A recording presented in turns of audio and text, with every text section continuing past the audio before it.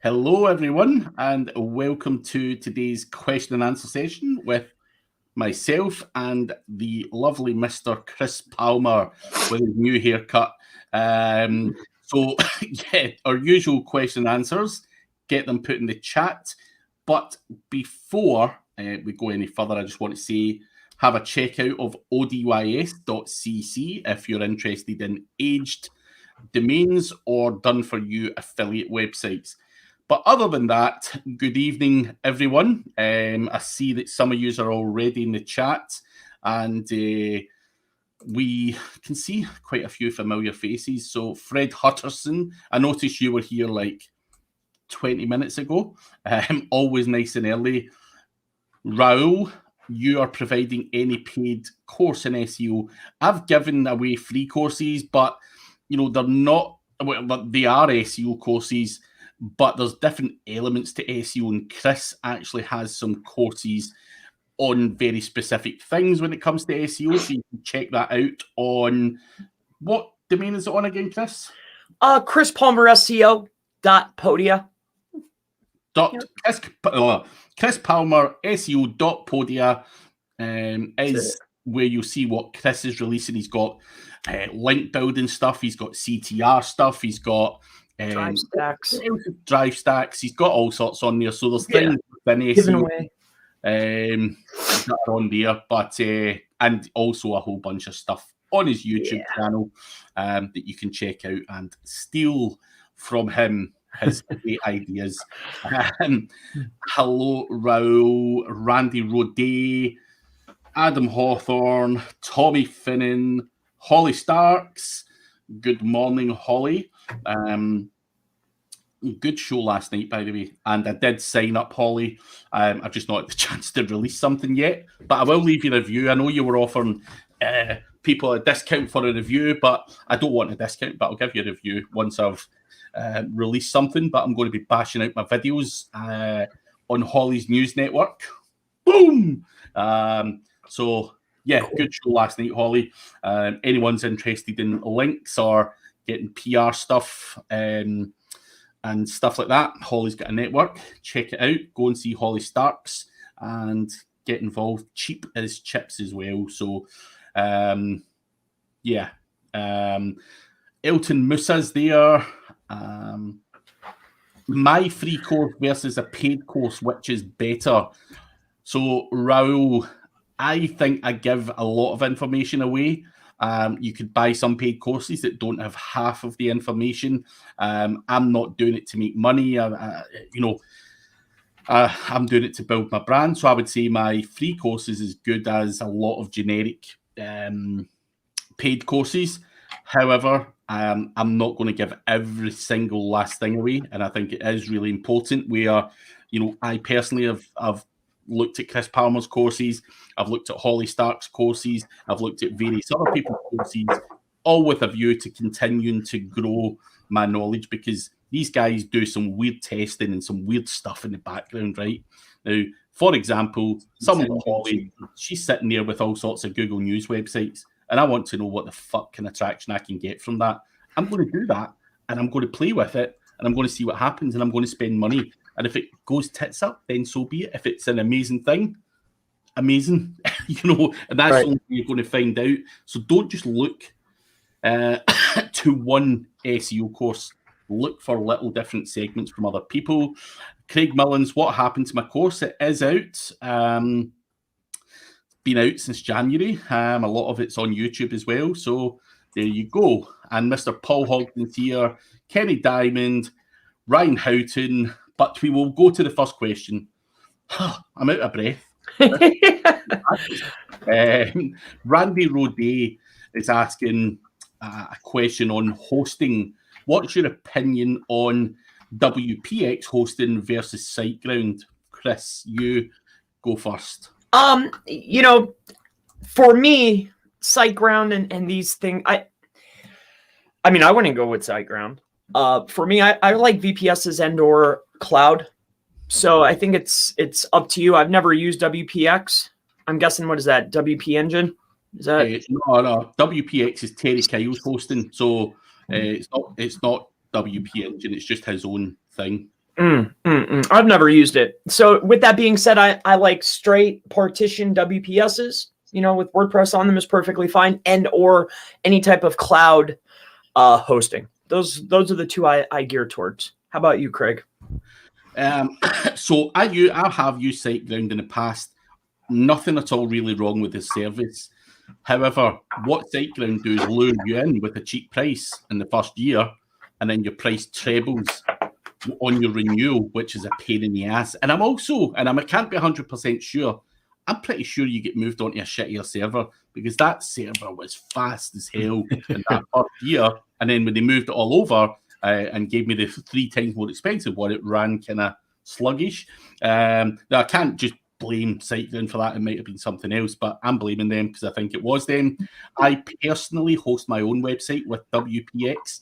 Never had a problem. Now, I, like Chris, have always for years loved having a virtual private server, spent a lot of money on it. Now, WPX hosting is not a virtual private server. You pay quite a lot of money for it, and the guy behind it, Terry Kyle, is an SEO guy who could never, ever get good hosting. So he decided to come up with his own platform, and it's really quite good, in my opinion. I've never had a problem with it. If I have had a problem, the guys have looked into it super fast. I had a problem once with, I think it was like my old domain name, which redirected onto my new domain name. The SSL certificate ran out on the other one, and they fixed it like that, bang. And, these kind of little glitches happen, but I've never really had any major problem with WPX. So they come highly recommended from me as someone who has used them. So I would go WPX before SiteGround all day long. So there you go. Sounds about right. I'm not an affiliate, so sign up as your own person. Eslam, good to see you, man. Hopefully you enjoy your dulcet tones in the background. So Vicky Verma, my website has 1,000 visitors per month from the US. It is based on digital marketing and app development with DA25. What can I do to make money out of that website besides AdSense? Depending on what the niche is, why don't you expand the site? Build more content to get more traffic, targeting. I'm not sure what your niche is, but the site would be looking at more ways to monetize. So is there more products? Is there other services you can offer? That's what I'd be looking to expand the site to get more traffic so I can promote other products, because it sounds like you're not afraid of affiliate. So that's what I would do. I would 100% what Chris said. That's what I would be doing. Raul Tokas is asking, how much can we charge for SEO services, Chris? You can charge. Yeah. Well, how do you think about that? Do you have a flat rate? Is it a package deal? Or is it, it could be $1,000, but a client could also spend $5,000 to target a whole bunch more stuff? It would definitely vary. I mean, I would be very selective upon who I would take in, but for me, it's based upon effort, time, and the amount of services. So that's going to be the determining factor of pricing. With that being said, you can charge anything you want. What I found, it's going to be based upon the client, because each client is different. I personally haven't liked the package deals. I like the package deal as maybe an upfront thing, like, hey, we'll build this many pages, we'll optimize this, we'll take care of schema, speed, we'll get you on a content strategy, I might manage this, maybe some ads, but it's always based upon the client, and you can charge whatever you want. All right. Yeah. So ranging from, I've seen everything from $250 a month all the way up to $7,000 a month. I've seen, and you can still get a lot more than that as well. And higher. Yeah. Depends on what the client needs, what they lack in, and stuff like that. You could easily go and spend $5,000 in content tomorrow for a client. You know what I mean? And just fill in those keyword gaps between them and the competitor. And that's you just doing the content before you do schema, on page, link building, anything. So you really can charge whatever. It's just what the client's comfortable spending. The way I see it is, if a client says to me, I've only got $2,000 a month, I can only do $2,000 a month worth of content, whether that's buying content, doing some links, doing some schema, whatever it might be. There's only so much I can do. I could still work quite as easily with $4,000, $5,000 or whatever, and do things a lot faster and scale up a lot quicker. So that is really be a conversation for you and the client to have, how aggressively the client wants to tackle it and stuff like that as well. So I think try and find out what they've got budget-wise in their head. That's always a good place to start. Yeah, and don't compete off of price, because you're going to find yourself running to the bottom. You need to what I have found is if you can be niche specific for your services. I focus on a lawyer. I focus on timeshares. I focus on travel. I'm the guy for this. Then I'm able to compete at a higher level or dominate, however you want to look at it. So specialize, and then you'll get the money that you deserve. Good advice. All good here, KD7 World. Holly Starks, thank you very much. She's upgraded me. Absolute legend. As I say, guys, what she's upgraded, if you've just joined, is her news network. She's got a new news network that you can post your stuff on. Check it out. Go to hollystarks.com and you'll find a link to it somewhere on there, or reach out and I can give you a link later on after this. But get involved, guys. Ryan Houghton, after my recent hosting problem, I went with a provider from somebody I found on Twitter. Young lad building his own data center, and it works very well. Good shout, Ryan. Let us know who they are. I'm always looking at new, good, solid hosting companies. So let us know who they actually are, if you don't mind. Oh, wait a minute, Ryan. Wait a minute. Oh, right. So it's not. I misinterpreted that. So Paul Hogden is also launching his own hosting company, and he's currently having his servers and stuff built or whatever. But I actually thought that that's who Ryan was referring to. But obviously, Paul not being a young lad, that would count him out. So sorry, Paul. Any dig at Paul's always a good thing. I've seen this a lot, buy some OVH dedicateds and partition them out and poof, you're a hosting provider. I see that. I see that on Black Hat World a lot. Very hard to manage though for me. Let me tell you this, Chris, right? So as I say, I'm only joking with Paul. I have a good fun with Paul and troll the shit out of him. But he sent me like a WhatsApp message and he's like, yeah, dude, they're specking out my servers just now, custom building them. And I said, what, they're just slotting your shit in the rack? And he's like, no, these guys are fucking doing proper shit to them. And I just laughed. I'm like, fuck off, Paul, come on, man. Show me evidence of someone actually doing anything there. I know what you're selling, but yeah, that's tough. If you're building your own deal, that's even that's completely insane. Yeah, I think he's going all out and doing the full fucking going all out. Yeah, so all in. Yeah, not my game. Fuck that. Too complicated. I need someone to phone when that shit's broken. Fucking restore a backup, man. I need out of here.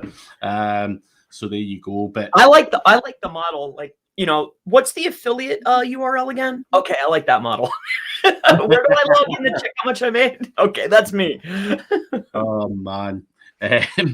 Holly starts to saying WPX is great, but you will run into space issues. WPX is amazing. SiteGround, Bluehost, and the very best is Liquid Web. So also have a look at Liquid Web, Randy Roday. I've not used them personally, but I'm sure Holly has. And it's always good to check these things out. Vicky Verma, can you guys tell me some legit affiliate websites? Does ClickBank work for real? As I do not find high quality products for affiliate there. Please advise. So, Chris. I mean, there's an endless amount of platforms, right? Your Max Bounties, your ClickBanks, your Los Polos, your Crack Revenues, whatever platform.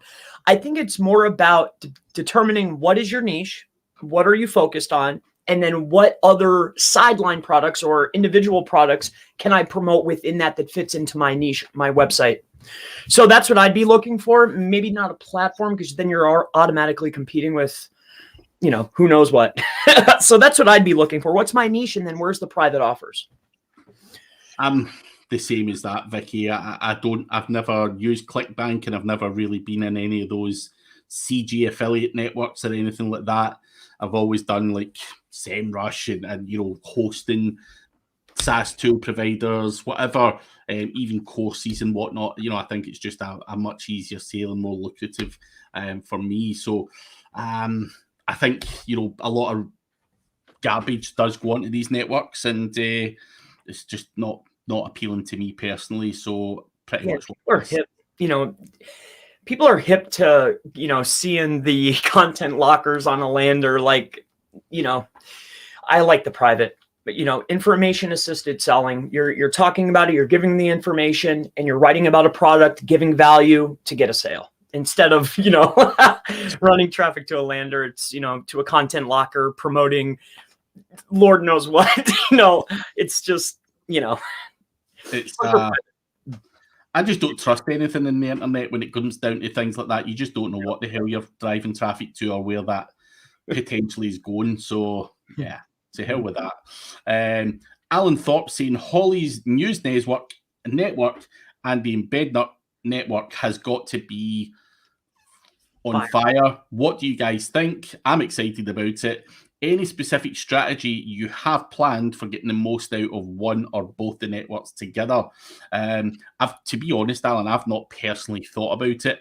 You know, I just seen Holly promoting it last night on her webinar, and I was like, shit, like I need that shit from a kind of PR side of things. You know, I've also seen Holly playing around with the digital marketing Las Vegas competition, and she was able to do some cool stuff. So I'm not going to go out there and try anything too crazy. I'm just going to use a soft approach, see what, you know, lands where, and then try and mix it together and see what happens. But, you know, I think when you've got something like that, you've got to play around and test it to see how it fits your own specific needs. So I've no major plans yet, but you know, what I do look at is someone like Holly, who's creating the network and obviously has plans for massive expansion. And you know, I'm quite willing to pay for my shot and getting involved in there and you know, getting my hands dirty and playing around with it as well. So yeah, she does a great job, and it will be fun and games. But I'm just going to go in and try and promote some of my YouTube videos and stuff like that to begin with. Nothing too aggressive, just see what happens and then go from there. What would you do with Chris? What would you, if you've seen Holly with all these sites and she's also got her embed network, what would you be thinking? What would you just dive in and try? For me, the first thing that would come to mind is to push down competitors for high profit margin clients. You know, if you know, I see reputation management as a top priority for something like that. You know, multiple sites, multiple ways to be able to get in there and mix up the SERP. That's the first thing I would look at. It's a value proposition to a client, in my opinion. Yeah, but that's what I'd be looking for. So there's so many different ways you could look at this, and that's a perfect example. Reputation management is absolute high profit. Yeah. So that's a good shout. Vicky Verma again. In order to rank a particular keyword, do we need to make exact match backlinks or dilution with the brand? If you're going to build links, right, and point them at your site, you shouldn't waste them. Should be exactly what I want to rank for. Now, and that goes to mention, we're not talking about building hundreds of links to a page. We're talking about allocating budget to get the best links possible with exact match anchors. You know, if I want to rank, I need to get votes from other sites saying, hey, here's an anchor text to go into this page. It's as easy as that. So hopefully that helps you, brother. Vicky. Cool.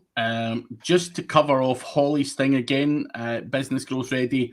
Holly does actually have networks in France, Spain, and various other places as well as the US, and that's only going to grow. You know, I'm in the UK and I'll be filling my boots with that network. I don't care. There'll be a way that I can monetize it. So yeah, get involved, man, because yeah, there's shit for everyone in there, and that is just going to continue to grow. So get involved, mate. It's not just for the US guys. There's French stuff and all sorts of Spanish stuff, and God knows what else. But hopefully, Holly can tell us what else she's got on there. I just heard that last night from the webinar. Ryan Houghton, as for price and SEO services, I absolutely agree with Chris. But things change in SEO quickly. Yeah, so you're right, Ryan. You've got to be able to add on and build that client's budget up 100%. Raoul, can I able to rank my e-commerce website and blogging website from my free SEO course? Not your 100%. If you follow the steps, it's all done as a step-by-step guide. You will be able to rank it. I've in my course, I'm not going all out giving, totally aggressive, dodgy strategies or anything like that. But in general, you should be able to get a lot better rankings from that. But what I would say is you check the course out. It is free, and you decide whether you think that information is good enough. I think it's good enough, and I've never had any complaints. But I don't know what you don't know. You might look at it and go, "This is basic garbage." I doubt it, but who knows? Fundamentals are key. Yeah. You know? And I'm sure, I mean, I've seen what you've done. I would assume you're going to give them the right info, But listen, it's not about not giving the right info in a course. I'm just not going to lay it all on a plate for free. Like, I've taken 18 years to do this. And obviously there's some tactics and some tricks that people do that they make a lot of money from just now. Why? I'm not going to land someone else in hot water or fuck up their business model to give someone a free tactic that's working really well. Why would I do that? That's up to you. And give you the basics. It's up to you to dig deeper. And it's the same as us all. We know the basics. And it's where, if Holly's getting away with this particular thing over there, or if Chris Palmer's getting away with something over there, you elaborate on that for as much as you possibly can, but you need to somehow extract that information from these people, whether that's getting them drunk, befriending them, schmoozing them, whatever you have to do. So there is an element of that. I'm not handing everything out in a plate and saying, here's all of my secret sauce, come and compete with me. Absolutely not. But I'll give you more than the basic fundamentals. That's it. So there you go. But Honey is asking, what should be the aggressive backlink strategy for Amazon affiliate websites? How aggressive are you going in terms of, what do you do, Chris? Amazon affiliate, you need some links. Are you going out all black hat and all that kind of stuff? Or are you just shoveling some guest posts here to see what happens? How do you gauge how aggressive you need to be? Well, I'm gauging the beginning stages off of the competitor. I'm also gauging off how far along the website is. Am I getting traffic, right? Do I have any authority at all for these particular keywords? And then after that, I'm just determining how far away am I from the competition. And then aggressiveness is how many weekly am I going to build, not only to the homepage, but to the pages that I want to rank. So I think aggressiveness is up to you, but if it's a brand new site, I'd take my time. We're talking 1 to 3 links bi-weekly, or more. I'm not going to build them all at once. I'm going to give it, 2 weeks, 3 weeks, see, what changes, build some more, see what changes. So that's it. It's a wise move to build them gradually and not become too impatient, because that's where penalties come, in my opinion. Mark Rose, back again. Good to see you, Mr. Elon Musk. I'm not sure if that is you again, Mark, if we confirmed that or not yesterday, or that is Elon Musk. I think it must be you. You just look a bit, it looks like a younger Elon Musk. I know the guys yesterday were calling Elon Musk. Ryan Houghton, FifeWeb is the one I'm using. The young lad has been featured in his local news. Just stood out at the time. If Paul Hogden's dropped his own service, you're interested. UK Fast is awesome if you're based here. I've actually heard good stories about UK Fast's office, Mark, and I'm not sure if you've been. Someone told me like their office is the best office ever, like better than Google's office. They've got shoots and shit. They're building, their office has its own nightclub, so I'm told. Could be a load of garbage, but I've heard amazing things about the UK Fast office, and I have worked with them several times in the past and never really had a problem. So yeah, UK Fast are another great one if you're in the UK. Tommy Finnan, Brickle Hosting, a guy has worked in recent projects, owns this hosting company. Really good guy. Just another suggestion for hosting. I'm not sure, Ryan. You'd need to ask Paul about, what server locations he's got and if they are all over the world. I have no idea. Hosting, I'm scared of hosting. Actually, that talk is just filthy. Gives me the cold sweats. In the industry, many people say that SEO is dead. What's your opinion, Chris? With that smirk. I mean, if you're going to bet on SEO being dead, you're betting on Google failing. So, I mean, come on. No, not a chance. Not at all. I don't see it in the near future. Not at all. I think that things are going to change, and I think the way we do things are going to change just like they've been in the past 10 years. But I don't see anything changing from content. People still need queries answered. I think there's always going to be an element of SEO, especially in the near future and coming up in the years to come. So that's my opinion. I think a lot of people that say SEO is dead, you need to look deeper into that person. Maybe pay-per-click guys are saying that or whatever to try and get more of the money for their side of the digital marketing money, basically. So people say these things, but people have been saying SEO has been dead, for ever. Forever. And we're still 2021. Half the world doesn't even know what they're doing. Half the SEOs don't know what they're doing. So I think we're still got a bit of traction to go. And considered dead. And it's only one piece. That's definitely one piece of the evolution. That's only one piece. That's just one thing. Content marketing is one element. There's social. There's so much more to derive traffic and grow a business. So I don't think it's dead though. No way. No way. I just allocated so much of my life. I don't want it to die. I can't see it happening. I'm with Chris on that one. Subankar is asking, do you think expired domains and 301 redirects still work?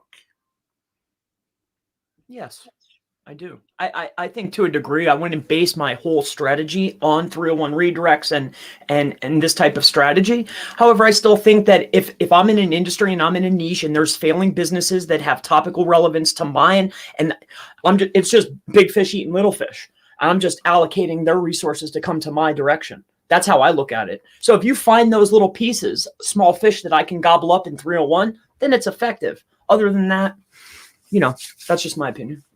You've got to do it properly. Not every 301 redirect's going to work. You've got to do your research properly. You've also got to follow the process properly as well if you do want it to work. But there's a number of different reasons why all of them won't work, and most of that is down to historically what the person that's had the domain name before has done with it and spammed it to death or damaged it or whatever. So you want to be looking at that. But Chris is right. You don't want to put your eggs all in one basket and do that one type of strategy. Doing the odd one here or there can really, work well for you.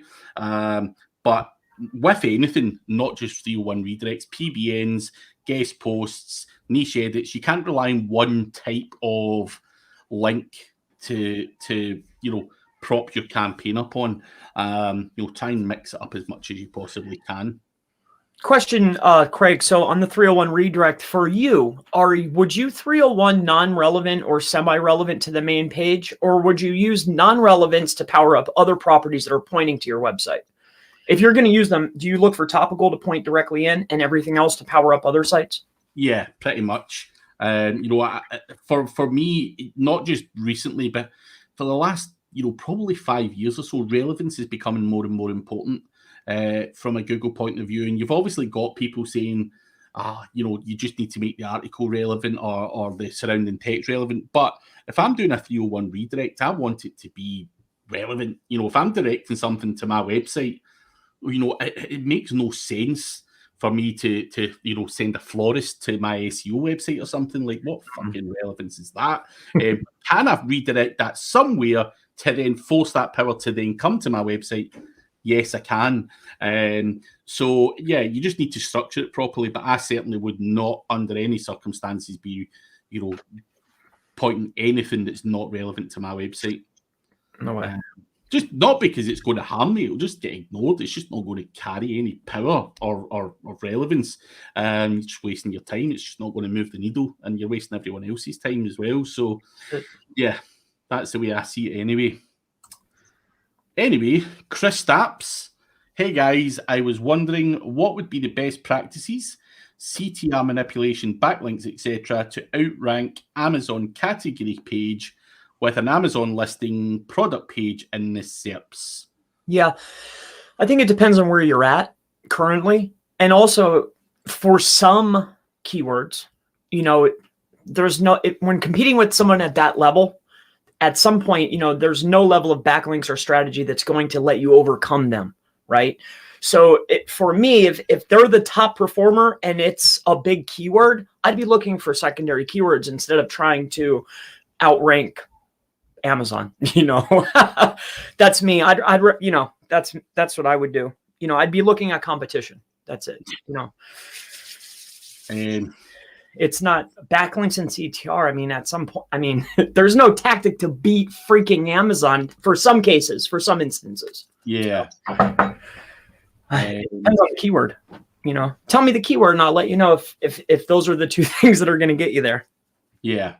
But outranking Amazon in most cases. Amazon are not super optimized for every term, just on sheer aggression and sheer power of their root domain. So that carries a lot of power, and more so than probably the power you're carrying with an affiliate website. So sometimes they can do that, but you can change that and get success. But reach Chris and he can give you advice on that.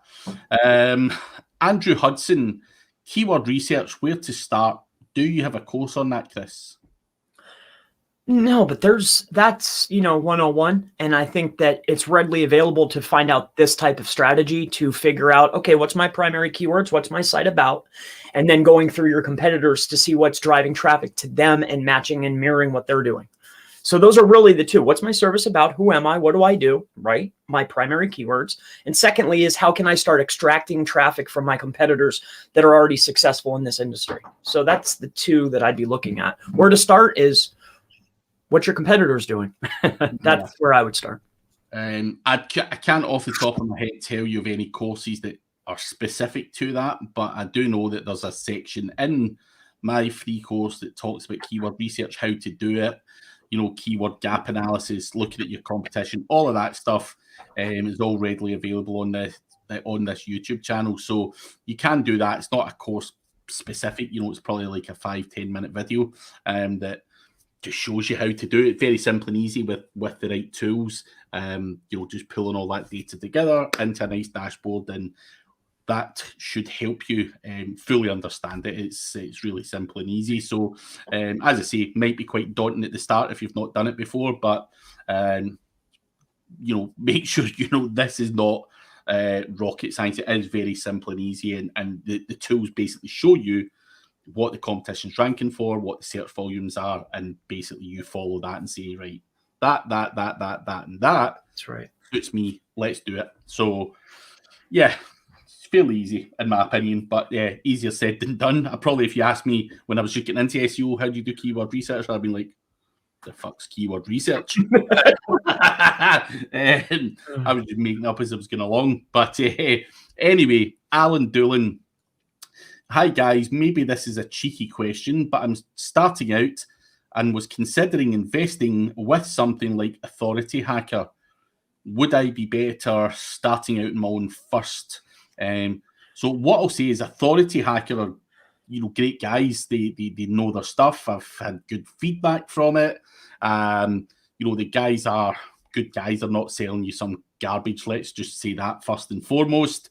But would you make the investment into something like that, Chris, before understanding the basics first? For me, what I'd probably advise that Alan does is learn the basic fundamentals on YouTube and everything else.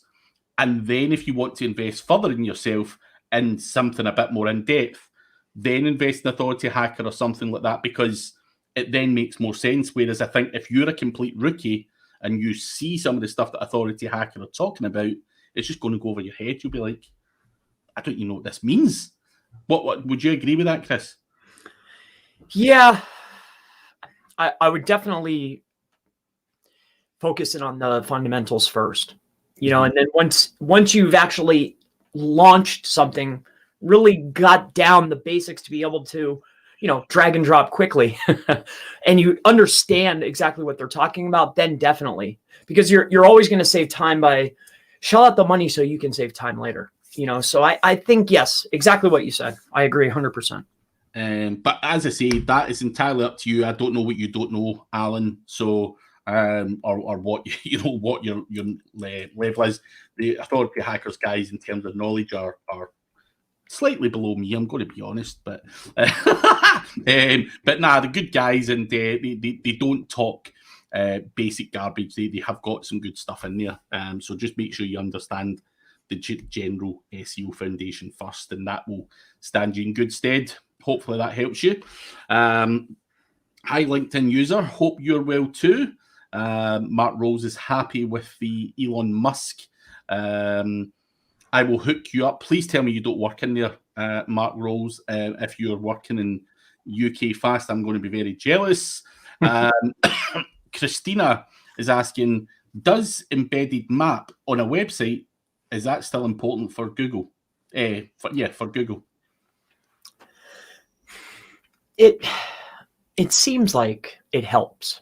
I don't think it's mandatory, and I don't think that it seems like it helps. I think that it's a good practice on some pages. Yes. I think it's helpful. I think it's worth your time as long as it's not slowing down your site and you have good hosting. Absolutely. Oh, man. Yeah, I would agree with that. I'm just looking at something Mark Rose just said, which we'll see in a moment. Xander Wilco saying, hope all is well. Hope you are too, mate. So Mark Rose is saying that UK Fast office that I mentioned, they had a beach in the car park the summer before COVID. Yeah, these guys have got insane shit going on, man. And I'm going to, if you work there, Mark, I want an invite to this, because I keep hearing people talking about it, and I'm just like, man, this shit can't be true. But yeah, I want to see some beaches and some nightclubs on someone's actual hosting site. That would be class. Travis Phillips, when building Web 2.0s, what is better, branded with company name or unbranded and just use the keywords? Well, both. So you're going to start with branded across all the assets, but then at some point as you grow, you're going to want to start targeting your services and keywords. So you'll have assets to point at internal pages in order to act as buffers, depending on your budget. So you're going to do both, but start with branded. Yep. I would agree with that. Mark Rose is also saying voice SEO is the future. Start preparing now. Holly Starks is agreeing. It's always wise to future-proof your business and try and think of what's coming out. And I think voice will have a big part to play with Alexa and stuff like that. So, yeah. Just people getting lazier, I think. Just, because I see my little guy and he's like, yelling at Cat Noir, up, So I think that, yeah, I agree. Raoul's asking, and here is a question for you, Chris, because I want to hear a definitive answer. None of this, it depends, Patter. How many backlinks does an SEO have to create on a daily basis? Give us a good number. Daily? Yeah.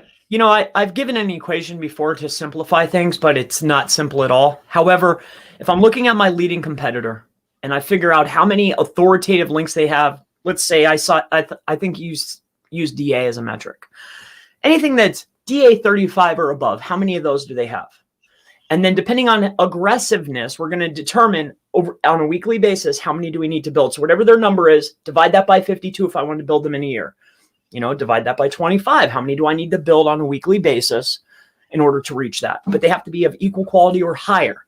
So that's to give you a very simplified version. But it really depends. If your competition only has 3 links, you need to get 4 or 5 better links, more powerful links. There is no daily you have to do it. I think what I would say in general, obviously out with your major gambling websites and all that kind of stuff, you probably don't need as many links as you actually think you're going to need. Like getting 15 or 20 really powerful links really can push a website a hell of a long way. So because a lot of people look out there and they think, oh, that guy's got 200,000 referring or backlinks, that some of them are garbage, some of them are footer links, that are spread around thousands of pages. Just focus on quality and your budget, and if you're doing it properly and stuff like that, you're not going to run into trouble. Just try and focus on quality there. And that's what Mark Rolls has said, quality, not quantity. Angelique Cortez, what is your favorite go-to keyword research tool, Chris? SEMrush is my go-to. If I was going to recommend a free, I like Wordsy. Cool. I'm a SEMrush fan, so a SEMrush from me. Never even heard of Wordsy. So that's a new one from me that I'll need to check out. Holly Starks has got a question, Chris. Your inner page, you tried to see if you could tank it with tons of links. How did that test come out? Yeah, I bought up a bunch of lists of the Campbell Fiverr off the GSA list, the worst links I could possibly get. I'm still building them. I think I built like 14,000 to the homepage. I'm just letting it run slowly on the machine. So we're seeing. I built 14,000 so far of the worst links possible. We're just keeping it going. However, I know I could probably get there faster by using bad anchors. I'm trying not to use bad anchors, but I am using over-optimized anchors, targeting the keywords that matter to the page. So over-optimization as far as anchor text at mass quantity, how many does it take to tank it?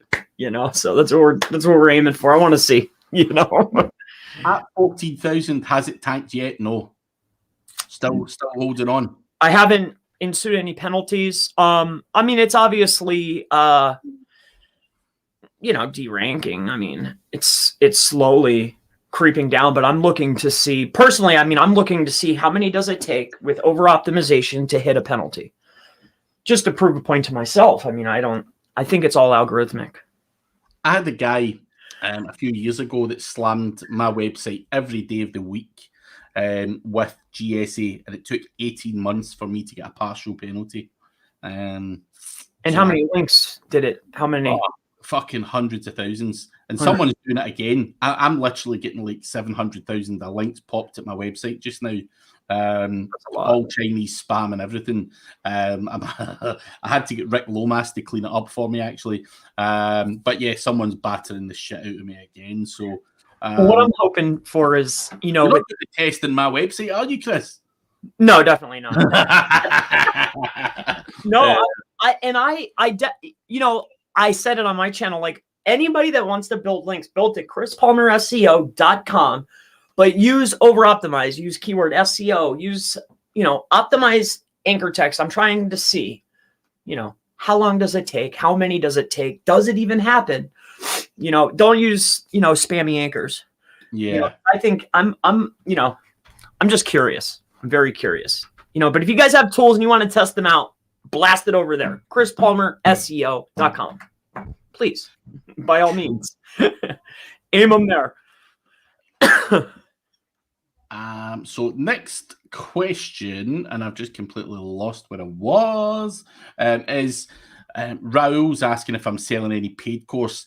Raoul, I can charge you for the course if you want. I decided to give it away for free.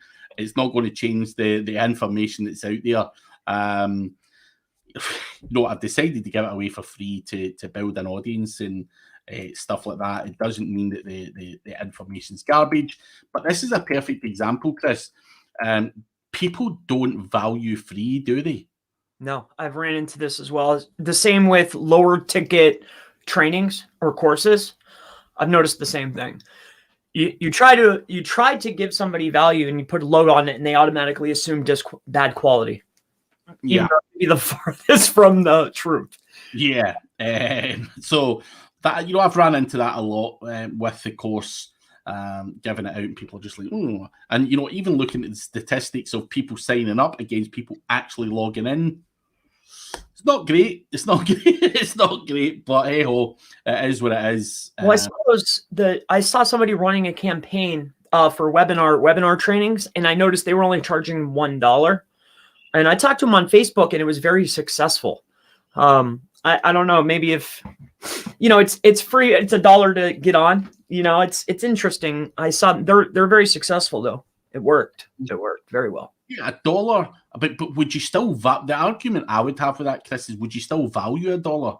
Like, $1's just as good as free, or are you going to take it more seriously just for that $1, or should you be charging $20? That's the argument there is. It's a funny thing. I don't know. I think you're in the same boat as me. I mean, you're trying to spread the brand, grow the brand, give value. More people are thinking your thoughts. They're watching your information, right? Yeah. So I'm in the same boat. I think it's just a matter of time. I don't know, man. I don't know about the money thing. I like low ticket. I want you to, if you're thinking SEO, I want you thinking Chris Palmer.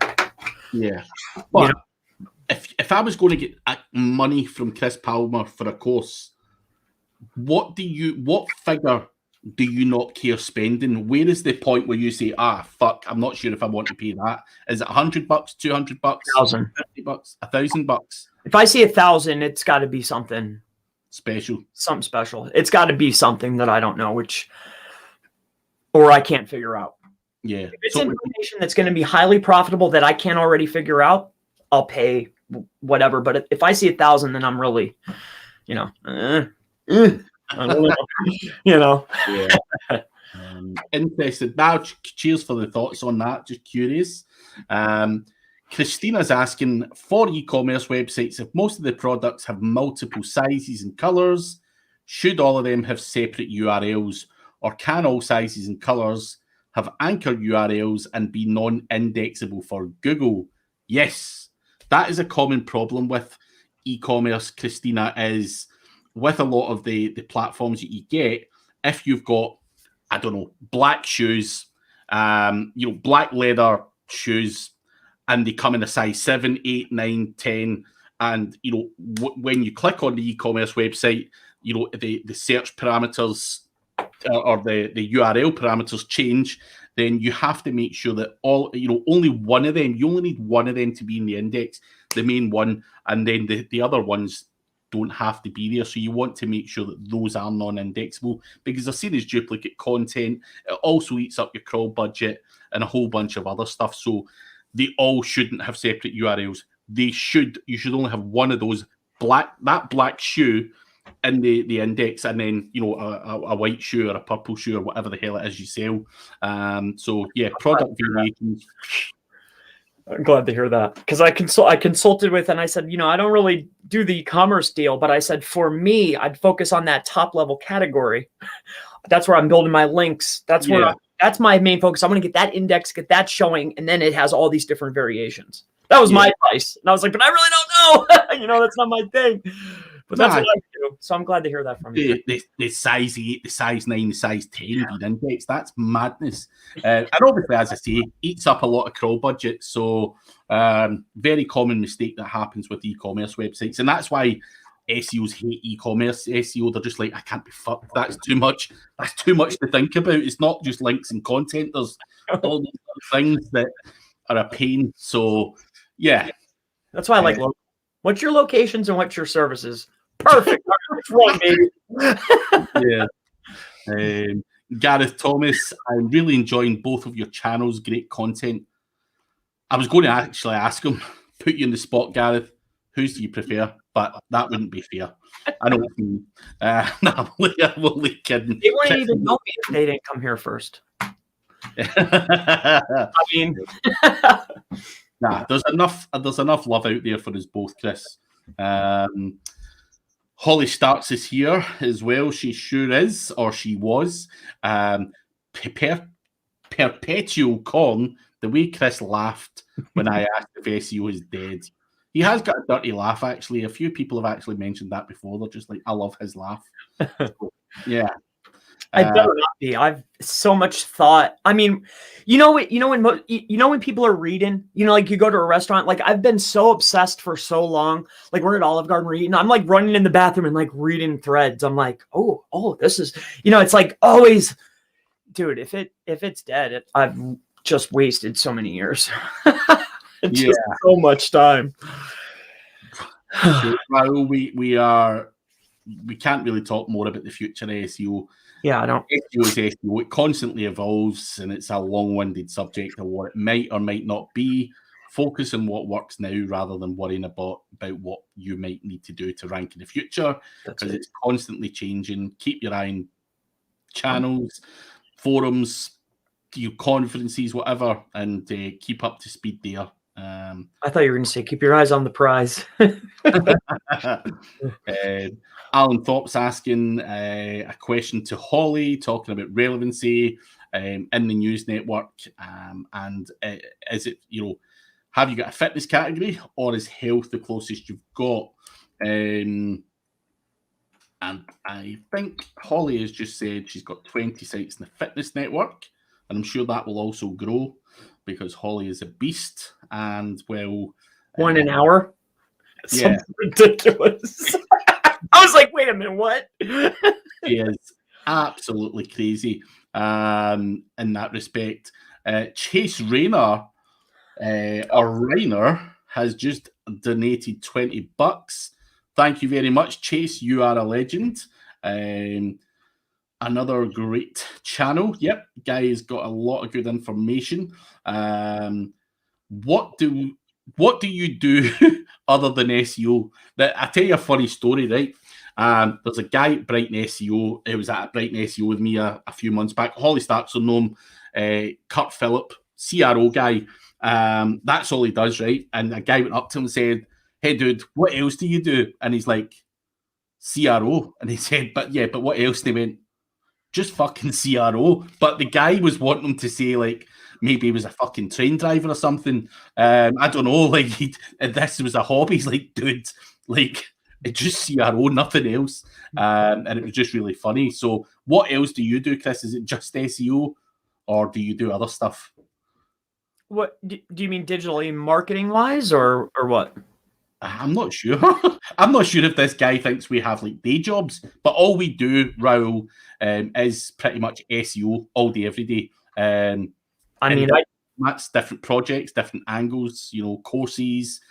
I probably do 2 cleanouts a month for my wife. I mean, I guess that counts. I got 3 guys that I call. We go do cleanouts. Well, they do the cleanouts. I just looking for the cool stuff.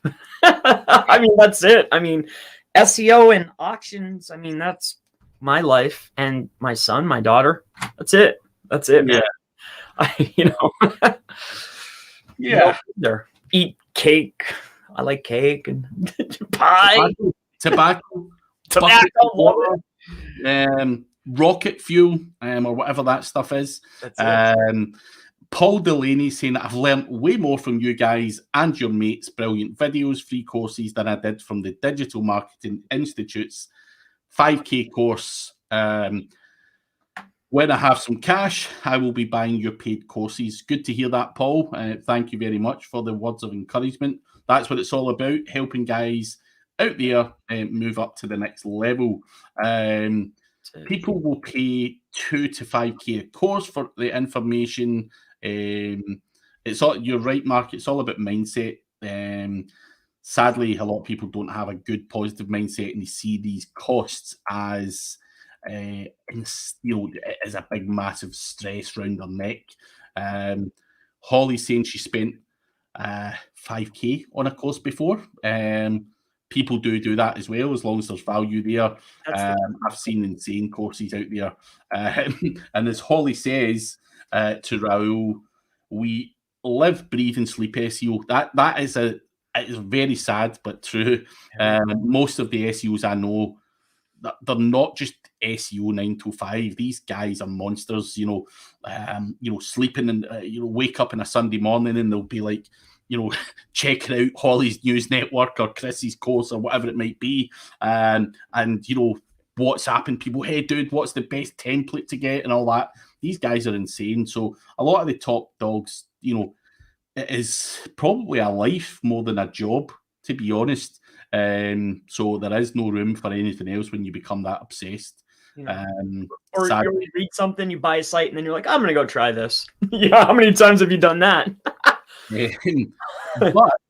But on that note, guys, I do need to slip away a few minutes early because I'm live in SEMrush in 3 minutes talking about affiliate marketing. So you can hop over there and check it out on the SEMrush YouTube channel. Just go to semrush.com, go to webinars, and you'll be able to come. But you can also check out our weekly sessions. We're on here every week answering questions for you guys. Check out Chris Palmer SEO on YouTube because he also is almost out content of videos. So there you go. And where do I speak next, Holly? In 2 minutes now, because I actually need to go on SEMrush talking about picking a niche for affiliate marketing. So guys, thank you very much. I will see you on the SEMrush webinar, or I'll see you guys next week. Goodbye. See you, Craig. See you, everyone. Bye-bye.